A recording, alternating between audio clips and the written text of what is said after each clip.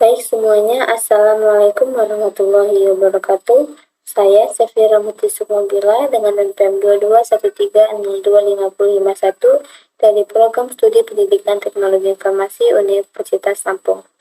Di sini saya akan membawakan materi yaitu Rule Based Expert System.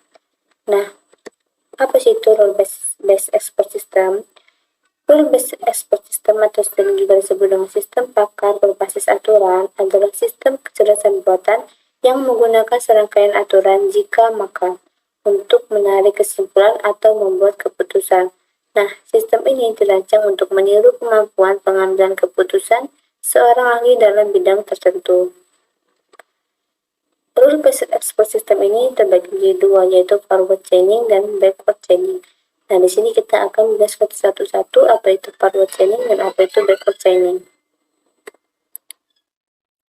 Forward chaining atau metode forward chaining yaitu merupakan sebuah metode pelacakan ke depan yang dimulai dari kumpulan berbagai fakta dengan menelusuri kaidah yang cocok dan sesuai dengan sebuah dugaan atau hipotesa yang mengarah pada kesimpulan. Nah, metode ini sering disebut dengan data driven oleh karena inference engine yang memakai informasi yang ditentukan oleh para penggunanya dengan memindahkan pada seluruh jaringan dengan logika N maupun KRD, sehingga terminal yang dipilih sebagai objek. Nah, berdasarkan diagram di samping, masing-masing step memiliki fungsinya masing-masing. Pada step yang pertama, yang paling ujung yaitu rule yang berada menggunakan basis pengetahuan yang dibandingkan dengan fakta yang diketahui dalam mencari rule yang memenuhi atau yang tepat.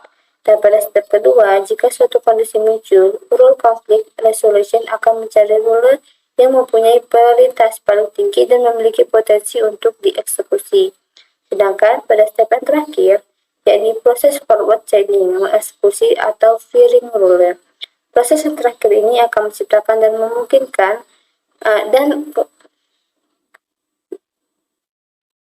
proses yang terakhir ini akan menciptakan dua kemungkinan antara lain munculnya fakta baru yang ditambahkan ke fact base atau rule baru yang akan ditambahkan ke knowledge base.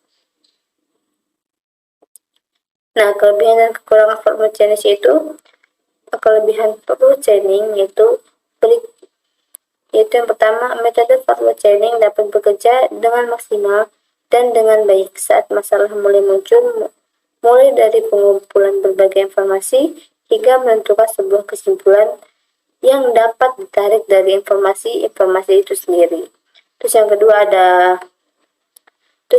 ada metode forward chaining, yaitu menyajikan berbagai macam informasi dari sejumlah kecil suatu data yang ada. Nah, untuk kekurangan forward chaining itu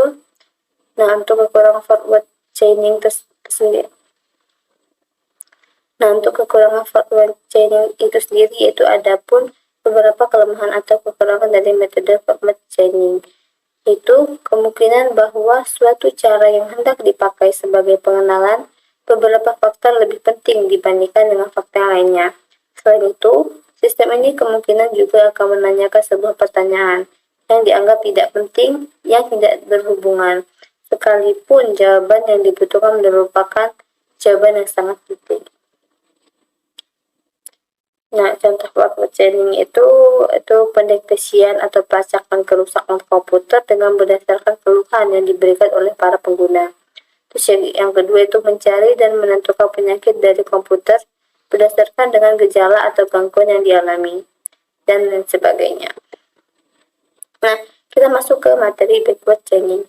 Backward chaining dibalikan dari metode forward chaining, yang mana model secara terbalik dari hipotesa, sebuah kesimpulan yang harus dibuktikan dengan fakta-fakta yang mendukung hipotesa. Metode ini dimulai dengan daftar tujuan hipotesa dan bekerja mundur dari konsekuen untuk melihat apakah ada data yang tersedia yang mendukung setiap konsekuen. Teknik penalaran ini akan mencari aturan inferensi sampai memerlukan satu yang memiliki konsekuensi yang cocok dengan tujuan yang diinginkan. Nah, kelebihan dan kekurangan dari backward chaining yaitu kelebihannya, yang pertama, metode ini bisa menyediakan berbagai informasi yang terdiri dari jumlah kecil maupun jumlah besar dari sebuah data yang ada. Terus yang kedua, karena titik akhir dapat diakses, maka merupakan strategi pemikiran yang lebih cepat daripada faktor chaining. Terus yang ketiga itu hasilnya sekarang diketahui. Jadi, membuatnya mudah untuk menarik kesimpulan. Nah, untuk kekurangannya sendiri yaitu pertama dibatasi dengan sebuah aturan atau rules yang sudah ditetapkan. Jika tidak ada aturan yang terpenuhi, maka sistem ini tidak bisa mengambil kesimpulan yang ada karena belum ada sebuah aturan baru yang ada dari knowledge base yang belum tersedia. Terus yang kedua, tidak dilengkapi dengan teknik pengukuran akurasi dari hasil hipotesis.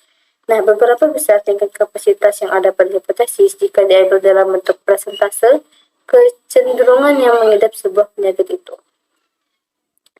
Yang ketiga itu kemungkinan adanya suatu cara yang digunakan untuk mengenali beberapa fakta penting yang harus diketahui yang lebih penting dari fakta lainnya. Nah, untuk contoh backward chaining yaitu pertama sistem pakar untuk pengujian transistor di laboratorium elektronika.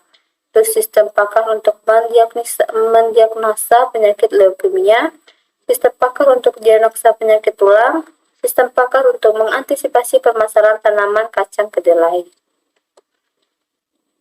Nah, seperti yang sudah kita jelaskan sebelumnya, fatwa chaining merupakan melakukan pelacakan atau penelusuran ke depan yang mana terlebih dahulu dimulai dari berbagai fakta dengan pencarian kaidah yang sesuai dengan dugaan yang menuju menjadi sebuah kesimpulan yang dipunyai. Jadi, fatwa chaining itu kita mencari berbagai fakta dengan mencari kaidah yang sesuai dengan dugaan kita, baru kita membuat kesimpulan. Sedangkan metode fatwa chaining ini merupakan pelacakan atau penelusuran ke belakang yang dimulai dengan penalaran kesimpulan, kemudian mencari suatu dugaan atau hipotesa yang mengarah pada fakta yang mendukung hipotesa itu sendiri. Jadi mencari kesimpulan terlebih dahulu, baru kita mencari suatu dugaan, dan baru mengarah pada fakta. Baik, sekian. Saya ucapkan terima kasih. Wassalamualaikum warahmatullahi wabarakatuh.